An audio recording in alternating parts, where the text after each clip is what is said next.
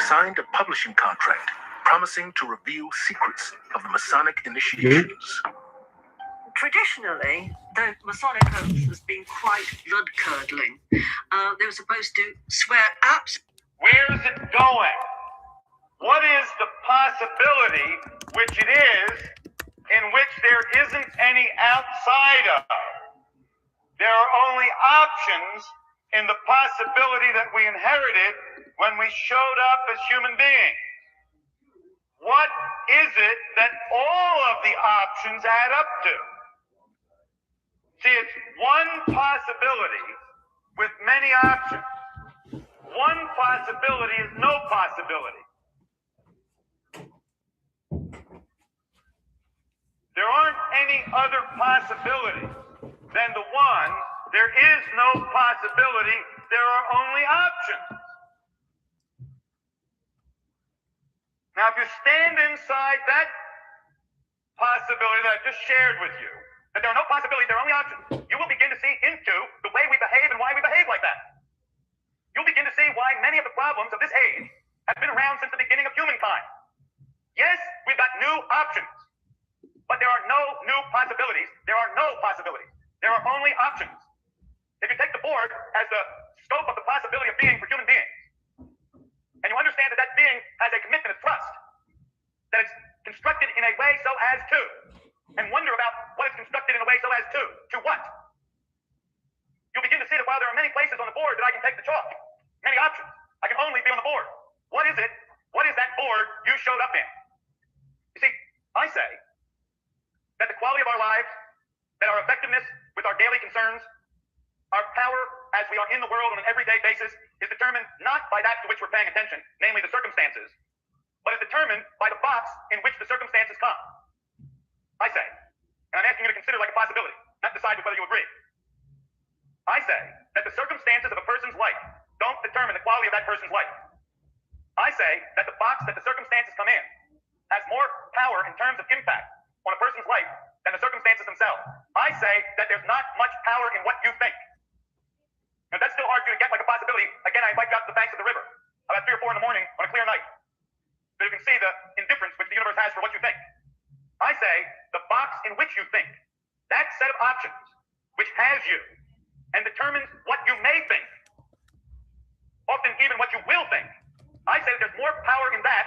For instance, for example, as evidence for my assertion, I know people whose circumstances are horrible, people with terminal illnesses, who know that they're about to die, whose lives have more quality, more aliveness, whose lives are richer, who are themselves more alive than people who can pass a physical at the doctor.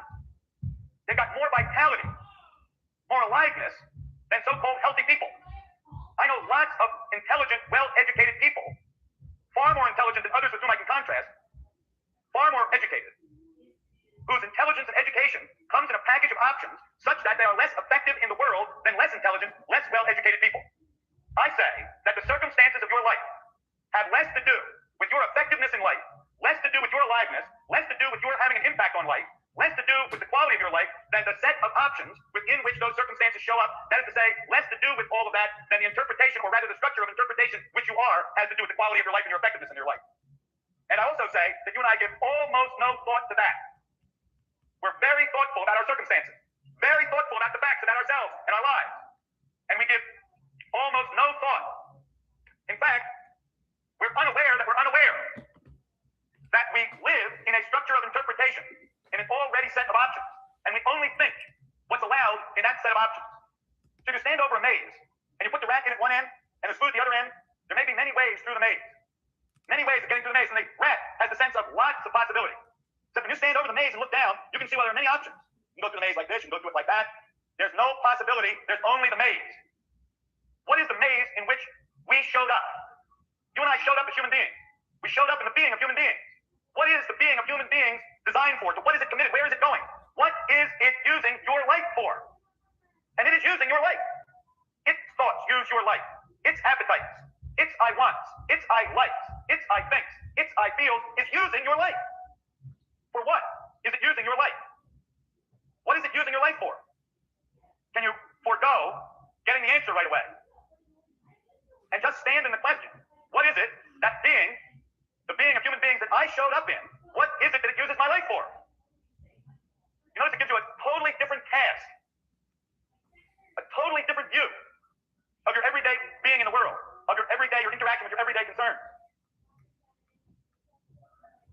So, I want to suggest a possibility, something for you to try out like a possibility, that the 9 dots of being for human beings, the options, or really the set of all of the options for human beings, what each of those options lives inside of like a set.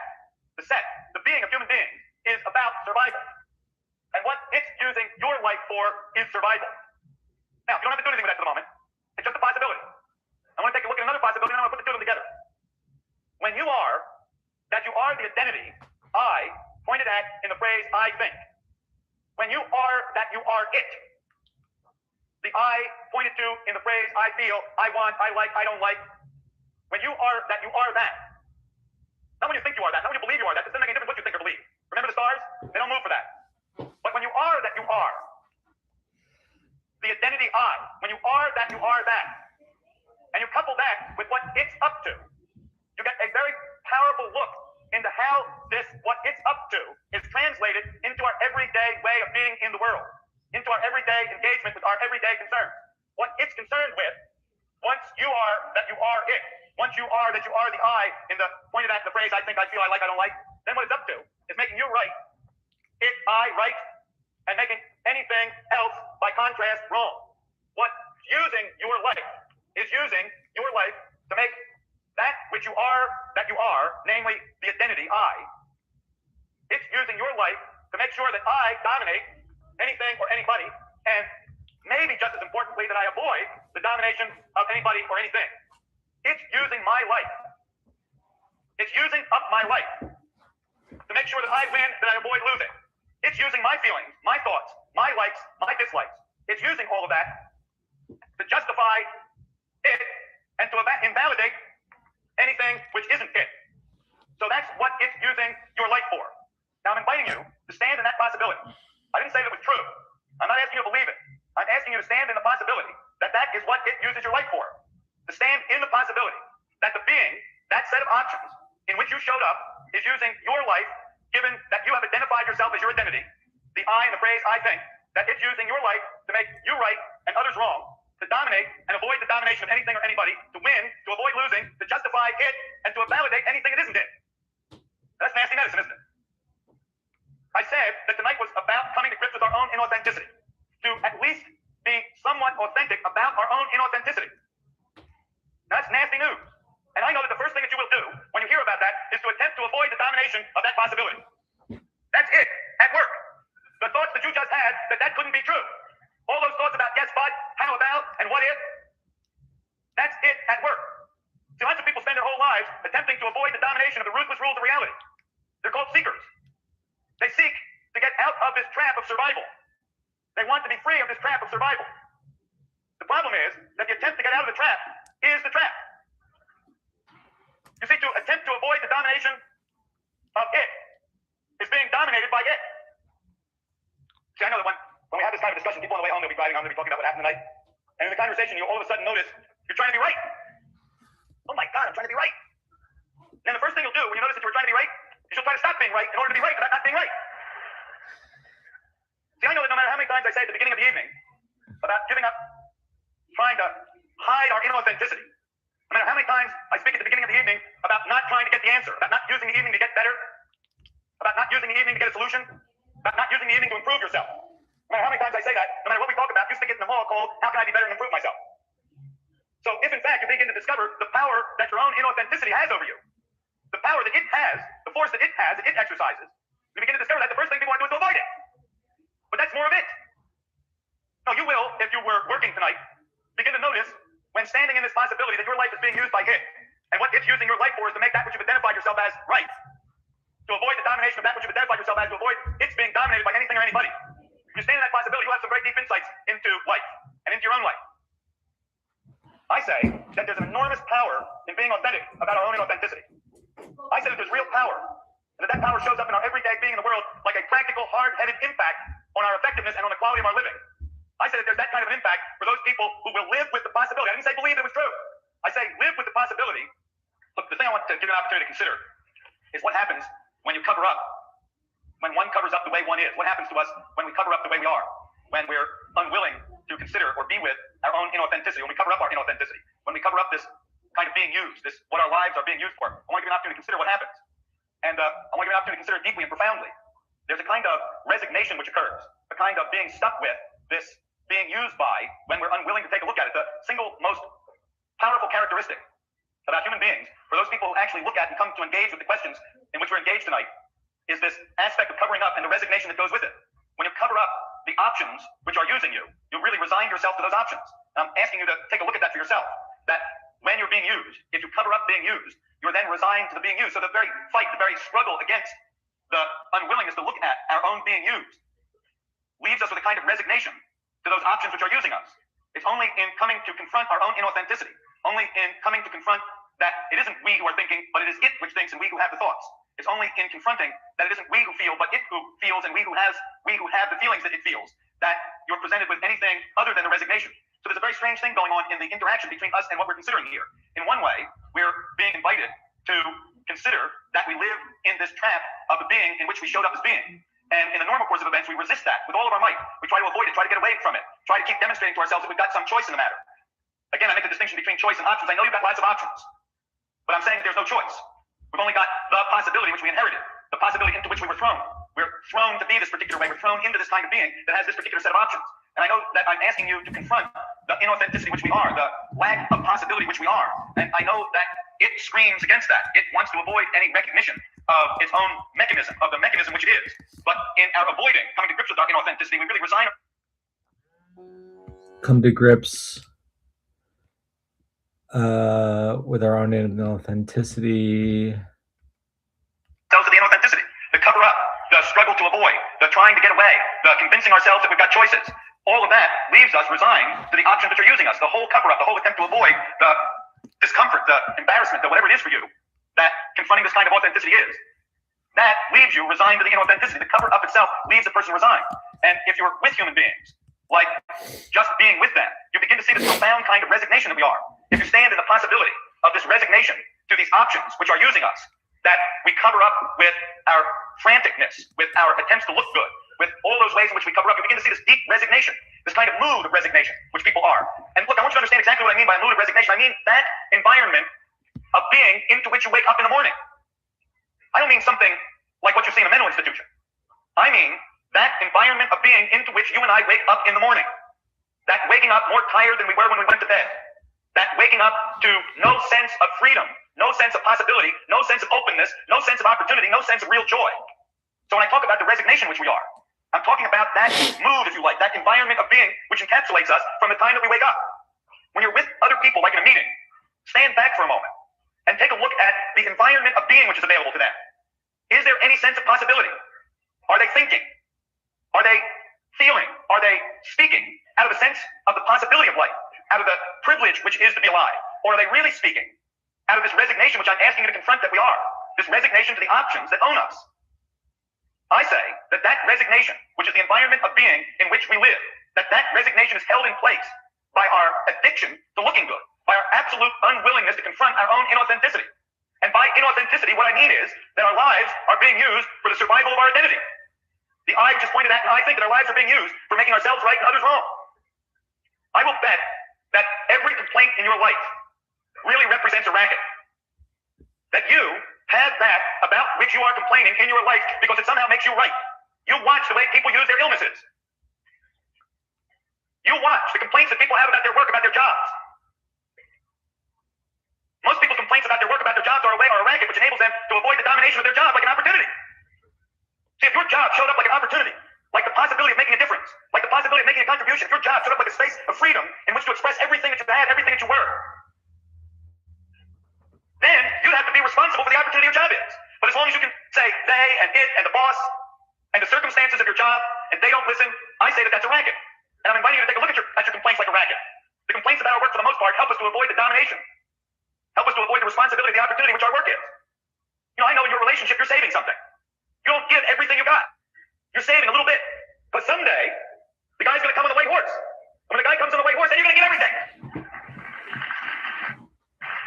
But not to him. Or not to her. No, they don't understand you. They don't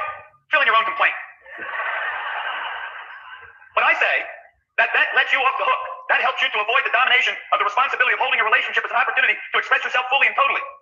See, if only she, fill in the blank. That's your racket. And when we get authentic about the kind of beings we are, the kind of beings that we see ourselves to be when we want to be authentic about it, is a racketeer. And the racket is whatever it is you're complaining about. You're too old. Being old is a racket. I had the privilege of a very close relationship with a man who was 84 when I was working with him. Bucky Fuller was anything but an old man at 84. Yes, he had certain constraints that his body's age put on his actions, but they did not show up like a racket for Bucky. They didn't keep him from being fully and totally and absolutely alive. So I'm inviting you to stand in the possibility that if you want to be authentic about yourself and take an honest look, what you're going to see is a racketeer. And that's what life's about. The being of human beings leaves human beings as racketeers. We've got this racket. And like all racketeers, we expect the payoff from the racket. The racket, the payoff is we get to be right. Your racket lets you be right, or it allows you to make somebody wrong. Lots of people in their 60s are still making their parents wrong. Still making their upbringing wrong. People would rather be right in their relationships than love. You know what he did? Whatever he did is more important than love. You stand in that possibility. No, I know it's not your relationship we're talking about, but you stand in that possibility. Look at the relationships of your friends. And you see, looking out from the possibility that you would exchange being right about what he did or she did. You would exchange that for love. Or they would, your friends. Our unwillingness to come to grips with this essential nature of being for human beings leaves us living a resignation to the options which use us and spending our lives covering up that we're being used. And it's the cover up that we're being used. The cover up that our lives are devoid of possibility and only present us with options. It's the covering up which ensures that we'll be stuck in the resignation to those options. I know this isn't pretty what I'm telling you. And I know that if you're like most people, you're sitting there figuring out a way that's not true about you. Or at least it's not always true about you. Life is a racket. And you and I are racketeers. And if you can get beyond the horror of that, to just be with the is of it, I say that there's power in that. And you have to see whether what I say turns out to be so. I'm talking about the possibility that accepting your own deep, profound inauthenticity, accepting that your life is being used by it. I'm saying that accepting that, not like the truth, not like something you believe, but accepting it as a possibility in which you are willing to stand and look out at your everyday being in the world and your engagement, your everyday concerns. I'm saying that the acceptance of that inauthenticity will lead to a breaking up of the resignation which you are. The resignation of the environment of being into which you wake up when you wake up in the morning. The day by day in this petty pace about which Shakespeare spoke, not like a set of circumstances, but circumstances in your life, but like a mood out of which one lives. I know how to put on the good face. I know how to look good, and I know you know how to look good. And television and most of what we consider to be public is about looking good. And if you look out from the possibility that your life is about looking good, you're going to see that a hell of a lot of what you're up to is about looking good. You don't mean it. And sometimes you know you don't mean it. You don't even believe in the things you believe in, and sometimes you know you don't believe in them. But you keep looking good about it. You're afraid to express your own doubts for fear of not looking good. And again, while I don't profess to be telling the truth, I'm not a guy in a diner. So I'm inviting you to look out from the possibility that you are a racketeer, that your relationships, that your work, your job, the things in your life are really about getting these payoffs. And the best place to look is those things about which you're complaining in life. I don't like. I don't want. You see, you and I are willing to sacrifice the quality of our life for these payoffs. Like I said, in our relationships, we're willing to sacrifice love. I mean, the real presence of love. Like, maybe you can remember, we're willing to sacrifice that for being right, making the other person wrong. We're willing to sacrifice that to dominate the other person, to manipulate them, to get them to be the way we want them to be, and to avoid any manipulation or domination from them. We're willing to sacrifice love in order to win, to avoid loss. We're willing to sacrifice love in order to justify ourselves. If any inkling of an opening for generosity shows up in the relationship, we close it down very quickly in order to keep ourselves justified in the position that we're in. We're willing to give up, to sacrifice our own self-expression. See, on your tombstone, what they're going to put on your tombstone when you die, something was left. And we don't know what it is, or was. They're going to put on your tombstone, used up. But you ain't going to get used up. No, you're going to save it till Prince Charming comes. Then you're going to give it. But not now. Not here. Not for this. Not for what you got. Most people are going to go to their grave with the sense that there was something in them that never got expressed. That there was something there, something of real value, something that could make a difference, something that could have been a contribution, that just never got expressed. And most of us are going to go to our grave like that. Because you see, we're willing to sacrifice being used. I don't mean being used like I was thinking about before. I mean being used by being used, I mean using ourselves. Most of us are willing to sacrifice our own full self-expression for the avoidance of responsibility, to avoid the domination of taking on life like an opportunity. Most people are happy to give up their happiness. People don't have any problem sacrificing their happiness, not as long as they can be right. See, I say any place in your life where you are unhappy, I'll bet that right there you're being right, or making somebody or something else wrong. You've exchanged your own happiness for being right or making somebody or something else wrong. Okay, it isn't you anyhow, it's it. You just along for the ride, you're just being used. What I'm asking you to do is to start confronting, to be in the place, the possibility, looking out at your life, being in that possibility, looking out at your own life, to see that that's what it is using your life for. That it's willing to sacrifice love, vitality, happiness, and self-expression. See, I know you want to be happy. You aren't, but you want to be. Let's share one little tip with you. I told you I don't give tips. I said I don't have answers or solutions or prescriptions. Here's one little tip. You aren't ever going to get happy. Ever. I promise. You aren't ever going to get... I know you know all the fairy tales and the stories. And I know you intoxicate yourself with romantic sensations that someday you're going to be happy. As soon as X, then you're going to be happy. I promise you will never get happy. That's a promise. The pursuit of happiness is the only guarantee against it. By accident, almost anything else might leave you happy. But the pursuit of happiness is an absolute sure guarantee against happiness. So I can very comfortably promise you that you're never going to get happy. No, it sacrifice your happiness for that. And you will cover up that that is what is happening. You will cover it up from yourself, you'll cover it up from others. And that cover up will ensure that you live in an environment of resignation to the options which are using you. And your life will be a clever strategy at best. And if you're real good at it, you won't know that. If you're very, very good at it, you won't even know that you don't know it. See, the cost for those things is always our aliveness. That's what it sacrifices in order to accomplish that. Now, human beings, I told you, the kind of being that a human being is different than the kind of being a dog is. That's a fairly safe statement. I told you that one of the things about the being that human beings are is that being is very concerned for identity. The dog has no concern for its identity. Sometimes, by interacting with human beings, you can get the dog a little bit concerned about its identity. Makes him very crazy. Then they start to be psychological, like human beings are. It's interesting. But it's true. Some of you got dogs that are hung up on love, like you are. Well, the other aspect of being for human beings is this aspect of making up meaning. It's kind of like, you know, a thunderstorm. If there's a thunderstorms are very unpredictable. Anybody who reads the newspaper or watches television, you know the weather part of it, you know the thunderstorms are unpredictable. And they can do a certain amount of predicting like you can about human beings, but for the most part, thunderstorms are unpredictable like human beings are. It's a certain range in which you can predict, but then they somehow turn out to be somewhat unpredictable. Well, thunderstorms and human beings are very much alike. Except for one thing. Thunderstorms don't talk. And human beings talk. And what they talk when they talk about the thunderstorm which they are, is they talk meaning. It's kind of like a thunderstorm, when there's a thunderstorm and you say, the thunderstorm is evil. The thunderstorm is up to no good. No, the thunderstorm is watering the little plants. Isn't that sweet? The thunderstorm is watering the little plants so that spring can come again and life can be renewed. If you stand back from yourself far enough, you'll see that you are very much like a thunderstorm. You're a mechanism very much like a thunderstorm. It's true that you're not very predictable just within certain limits, like a thunderstorm is predictable within certain limits, but not totally predictable. But you're a thunderstorm with a mouth. That is to say, you give meaning to the direction and the actions of the thunderstorm, when in fact the directions and the actions of the thunderstorm, while not entirely predictable, are nevertheless very mechanical. The thunderstorm is a mechanism. That is to say, it has no purpose, it has no meaning. It isn't going anyplace. It isn't trying to do something. It's not trying to create a flood or water the little plants. This survival is like a description that the thunderstorm it rains. In the being of human beings, there is survival. The one difference is that the kind of being that human beings are, unlike the thunderstorm, they can attach meaning to all of this. I say this is devoid of meaning. It doesn't mean anything that it is about your being right. That's just the way it is. See, if you're feeling badly about having your life being used for making you right and others wrong and so on and so forth, if you're feeling badly about that, that's you ascribing meaning to the thunderstorm. You told this one thing about a soap opera out of a thunderstorm. Like the little plants. Isn't it sweet? You see, you add the story that it's watering the land. And you are just being used for survival. It's using you for survival. It doesn't mean anything that it's using you for that. It just is. When I ask you to consider the possibility that your life has no meaning and no purpose, you can't tolerate that notion. You can't even consider the possibility. You can't consider the possibility that your life has as much meaning and as much purpose as a thunderstorm. Yes, it's very interesting and there's all kinds of things happening within a thunderstorm. I mean, really, they're wonderful. But they don't have any meaning. And they aren't going anywhere like a purpose. And it's true that they're wonderfully unpredictable within limits. And it's true that we're getting better at predicting them, like we are about you. But the thunderstorm can't add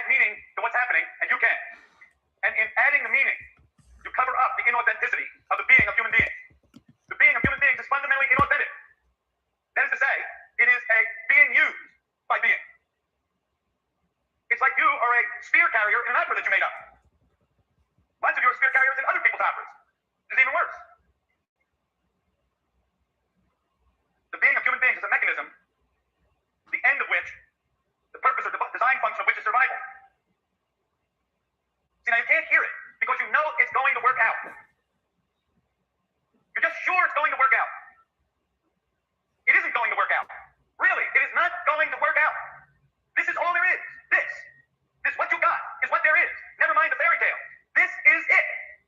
It is not going to work out because it has already worked out.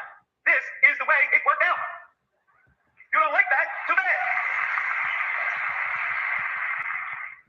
The knight in shining armor is not going to ride into your living room and carry you off.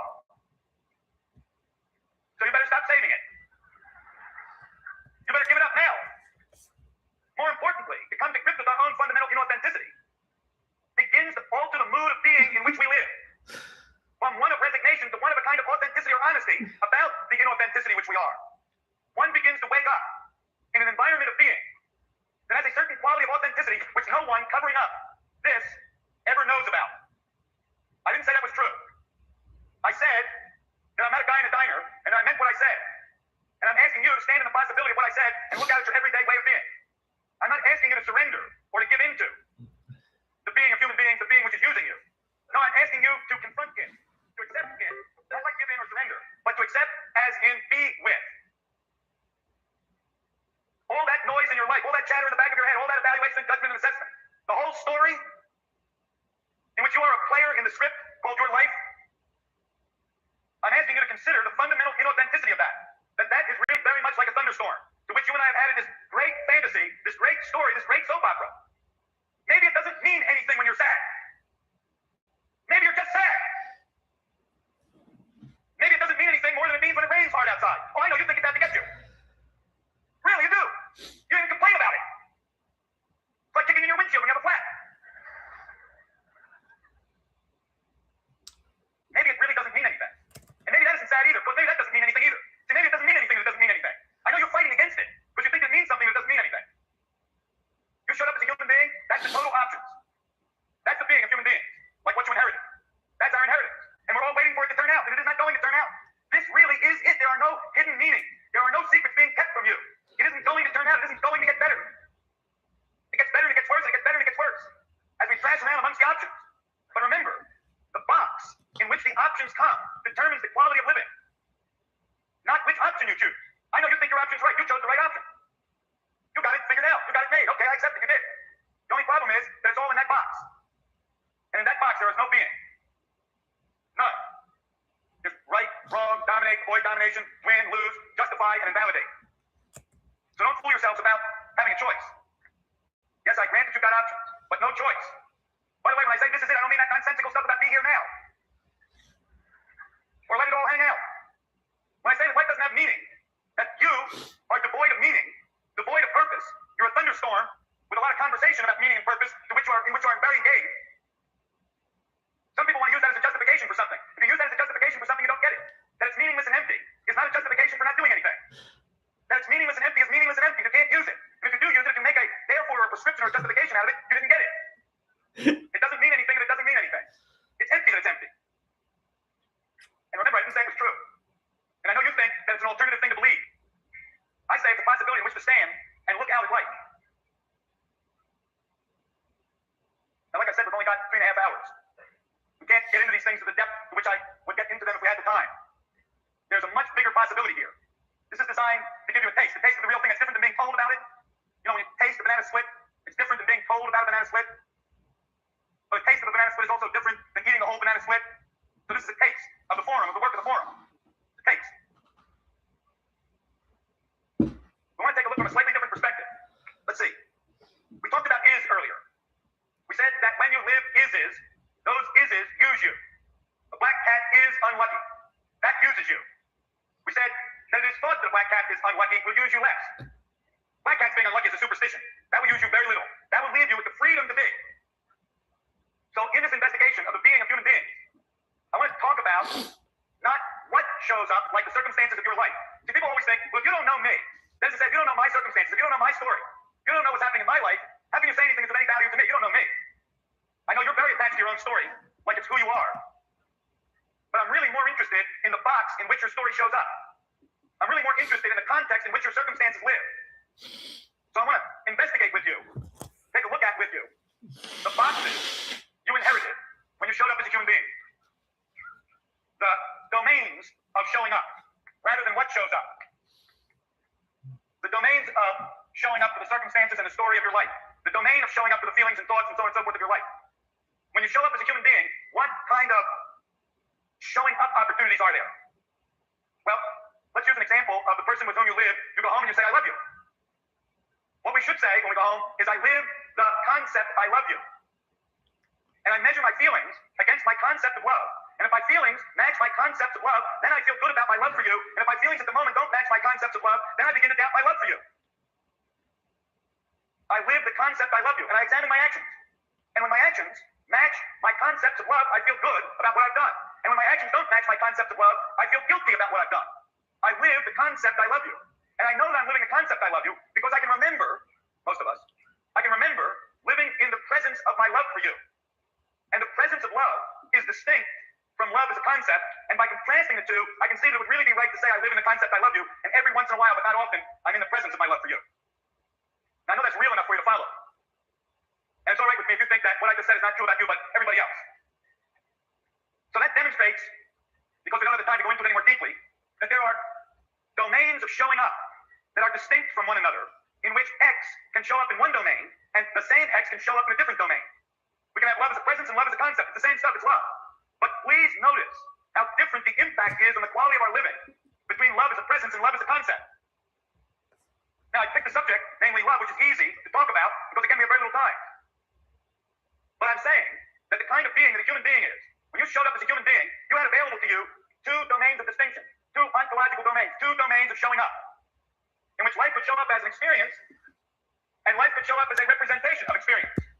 I say the kind of being that human beings are loses their inheritance, so that they lose the distinction between these two domains of showing up, and life neither shows up discreetly as an experience, as a presence, nor does it show up as a concept, as a representation, but that the two get collapsed together, wherein life doesn't show up at all. We live in a collapse of domains of showing up. Our experience always devolves to memory, that is to say, to the representation of our experience. Our memories, our concepts, our descriptions of life, which is not life, but a description of this, our definitions, which is not that which is being defined, namely not presence, our explanations, our justifications, our rationalizations, shape our experiences. So that rather than experience something directly, like as an opening, you and I experience through the already structures of interpretation, namely our structure of concept. A conceptually shaped experience reinforces the concept that shaped it. The reinforced concept more fully shapes the experience. The more fully shaped experience reinforces the concept some more, and it goes around like this in a vicious circle. That is what you and I live into. I say that you and I live into a vicious circle. What is before us is not our past like a history, although many people use that interpretation. Rather, what is before us is this vicious circle of the collapse of these two domains, in which there is no distinction between what is and my representation of what is, in which there is no distinction between the presence and the concept of the things in our lives that we live into. What goes in front of us, the space into which we live our lives, is this vicious circle. Now, there's something very powerful about just that. If you just restore the distinction that you inherited as a human being, so that life can show up when it is present as a presence, and life can show up when it is being represented or conceptual as a concept.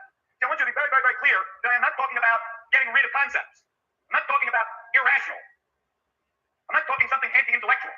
That is for me like cutting off half of yourself. No, there's a richness and a power and a validity and a value in our concepts, in our descriptions of life, in our stories about life, but not when they're confused with the presence of life. And for the most part, for most people, we have fallen into a collapse of these domains of distinction. So, just like a possibility, stand in the possibility that life no longer shows up for you like a distinction, that you are no longer living a distinction between presence and concept, that the two are kind of mashed together, and that into which you live your life is this collapse of these distinctions, which I call the vicious circle. Take, for example, looking out from that possibility at your relationships, or at your relationship, that you are living into a future built like this. I don't mean in terms of the circumstances, because you can put any circumstances in here. But in terms of the possibility of it is really what is possible in this vicious circle. That's hard. Let me give you another example. The There's this guy by the name of Diogenes who lived in a barrel and carried a lantern around looking for an honest man. He died without finding one. I don't live in a barrel. I don't carry a lantern. I'm not looking for an honest man. I'm looking for someone who is late.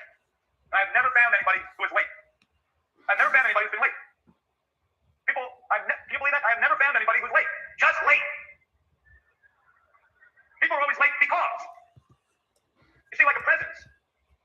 Like a present, when you're late, you're late. And that's all. Period. And if you want to look for cause in the domain of presence, then you're late because you're late. Like a present.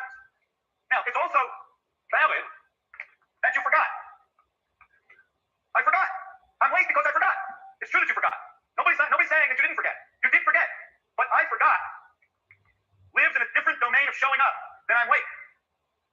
See, if you're late and you remembered, notice that there's no difference in terms of impact than if you're late and you forgot. You don't notice that. You think it's different if you're late and you forgot than it is if you're late and you remembered. And you live in a culture which doesn't know the difference either. It wants to know why you're late. So I think the fairly trivial thing to invite you to restore for yourself this distinction, to restore for yourself the domains of showing up, not like that's true, but like a possibility, like standing in the possibility of your life, your relationships, your work, your concerns in the world, showing up like a presence, and having that distinct from the story you tell about it, from the description, from the justifications, the rationalizations, the excuses, the explanations, so that you've got some room for life to show up just like that. Now, the reason I bring it up because it has something very powerful to do with the kind of being that human beings have fallen to be. I bring it up so that you can look from the possibility that you're living out into a box called a vicious circle, where the story of your life is really that into which you are living your life, where the story you tell about yourself is really that space into which you are living your life, that you're living out into this vicious circle, where the story and the presence of life, where the concepts and the rationalizations and justifications and the experience of life are really kind of jammed together. And I'm suggesting to you that no matter how clever you are, no matter what circumstances you put into the vicious circle, what you're going to get out of it is what you can get out of a vicious circle in terms of your own effectiveness and in terms of the quality of your life. Now, a very strange thing happens when you push this question, what kind of a being is a human being, you push it really hard. And we've only tapped at it a little bit tonight. But we've kind of tapped at it across a fairly broad spectrum and covered a lot of ground. We haven't been able to go very deeply, but we've been able to go fairly extensively into the kind of being that a human being is. And if you can confront your own inauthenticity, once you can be with your own inauthenticity, this resignation to the inauthenticity begins to break up. And a question arises. Now, that question is around all the time like a defense, like a way to survive. People are always, in some form or another, asking about possibility, what choices do I have, what can I do with my life, what should I be doing with my life, what should I do with my life, what's it right, what's it wrong, all that stuff. Listen, the question, what is the possibility of being, like capital B, what is the possibility of being for human beings? Ask against the background of being inauthentic about your inauthenticity. Ask in this environment of being, which should be called resignation. Ask in the space of the cover-up of our own inauthenticity is always more of our inauthenticity. It's always more of a survival ploy, always more of a survival strategy. And so there are lots of answers to the question, what is the being of human beings? Sorry. There are lots of answers to the question, what is the possibility of being for human beings? And almost none of the answers makes any real difference in people's everyday being in the world. I told you that this work that we call transformation, that we do in the forum, a taste of which we're giving you tonight, was a way of engaging in these questions that are at the heart of the matter for human beings, such that the engaging, the inquiry, the questioning shows up in people's everyday being in the world as a kind of breaking open for them. You'll find yourself, I promise, going through the things you go through every day, and suddenly there'll be a bit of a breaking open here. There'll be a sense of freedom where earlier there were only a given set of options about which you needed to be clever. Suddenly there'll be a breaking open, a freedom to be with that which you couldn't be with very well before. Someplace else in your life, there'll be a sense of being able to be with something that was kind of clouding you, something that was pushing you, something that was confining you, just by virtue of this inquiry, not because you found a prescription, not because you got the answer, not because you know the recipe, not because you got the solution, but just by virtue of this special way of inquiring into these questions. Just by having been here, there'll be a certain empowerment in the face of the risk that being alive is. And you'll find that happening. You'll try to dominate the ruthless rules of reality or avoid the domination of the insights that you find. However, if you really push this question, which we've been addressing tonight, what is the being of human beings? It brings you authentically out the other side of it, like the beginning of something, where the beginning is a question, namely, what is the possibility of being for human beings? Now, I don't suppose that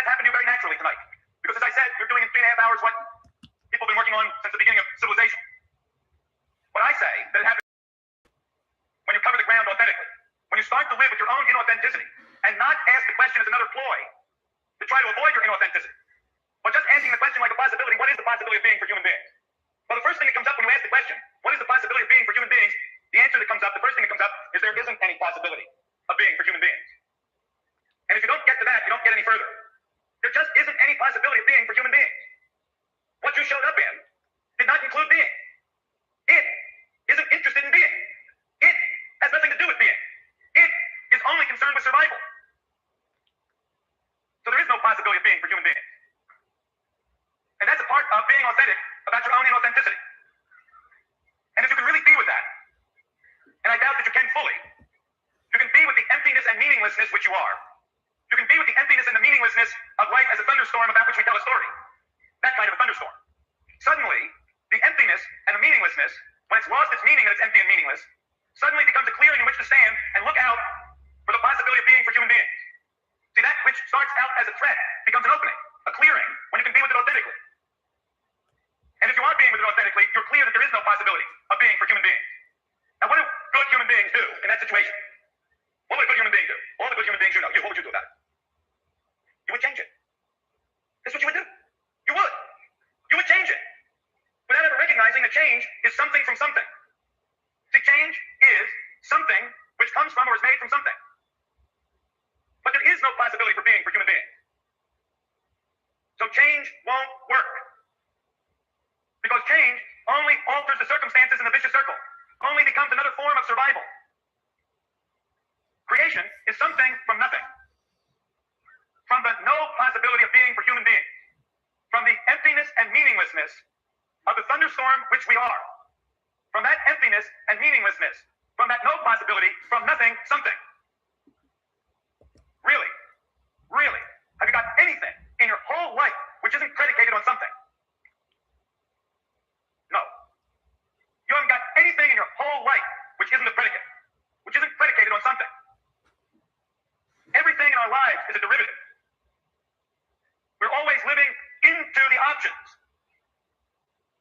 And to create is to act without predicate.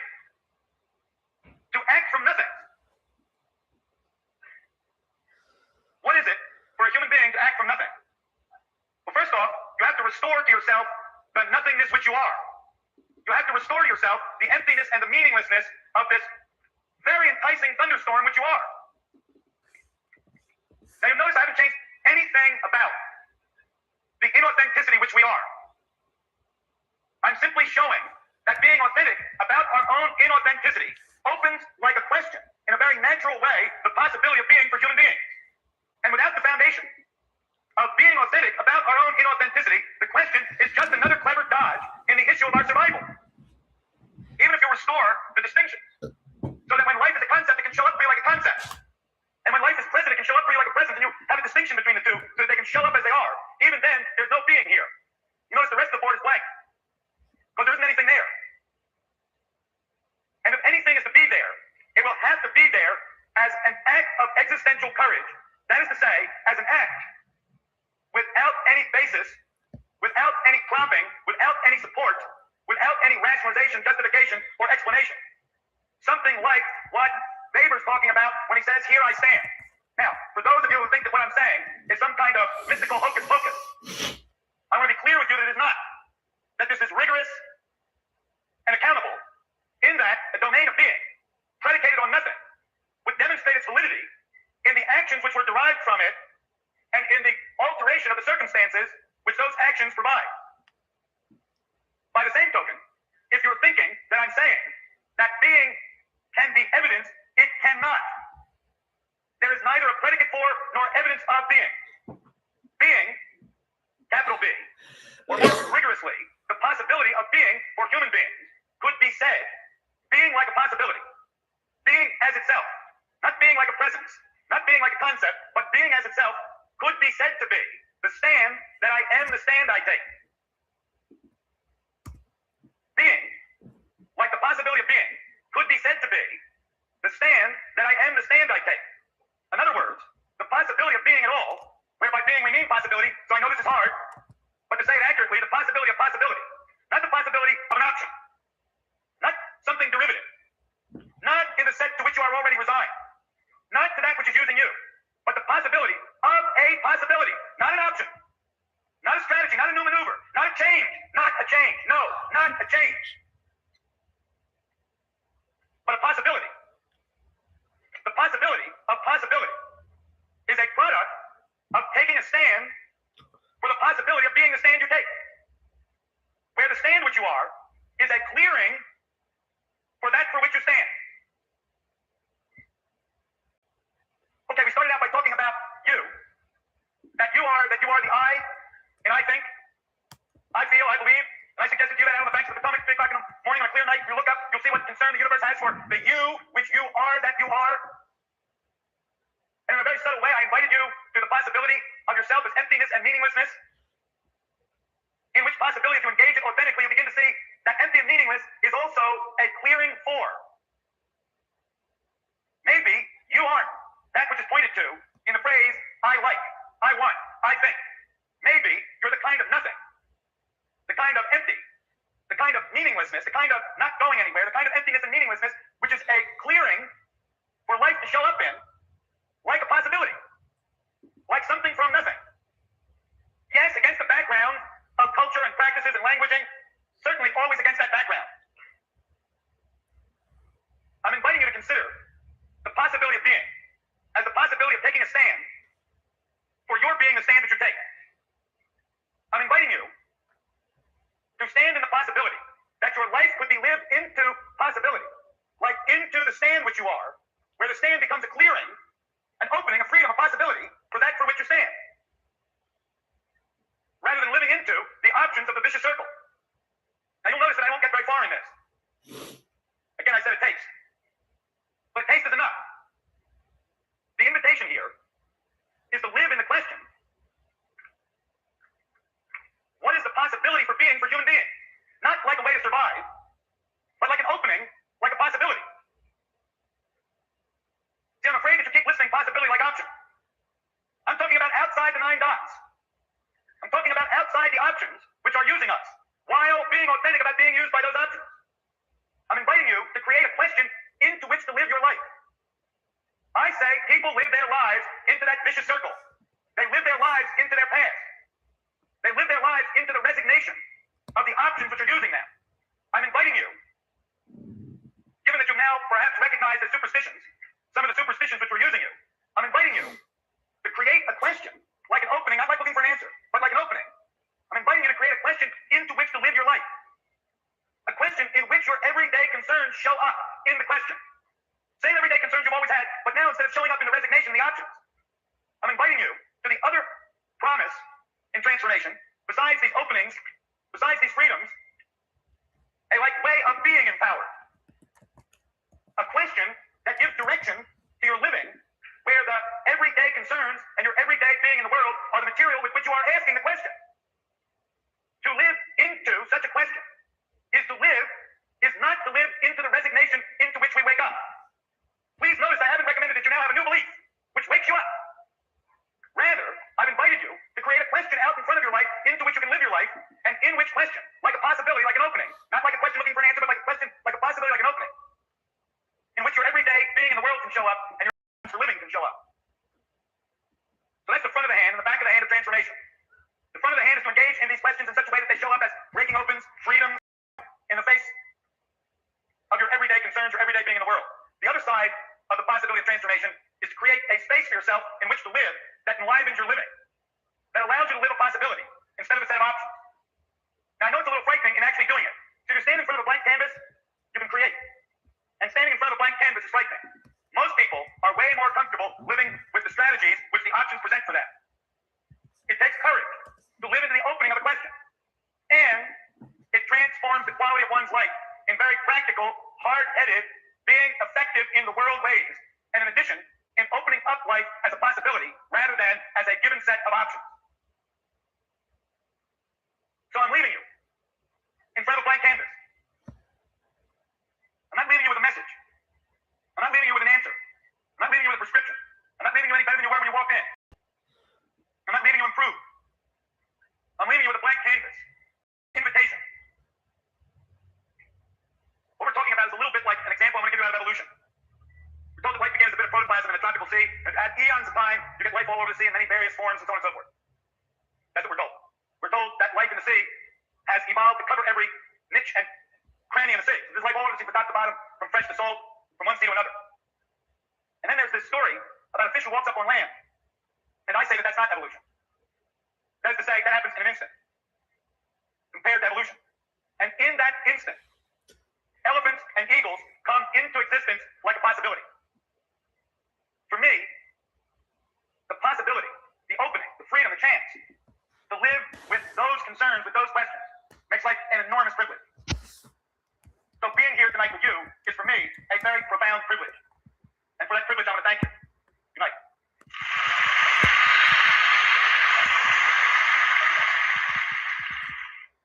The producer of The Heart of the Matter was Michael Portis.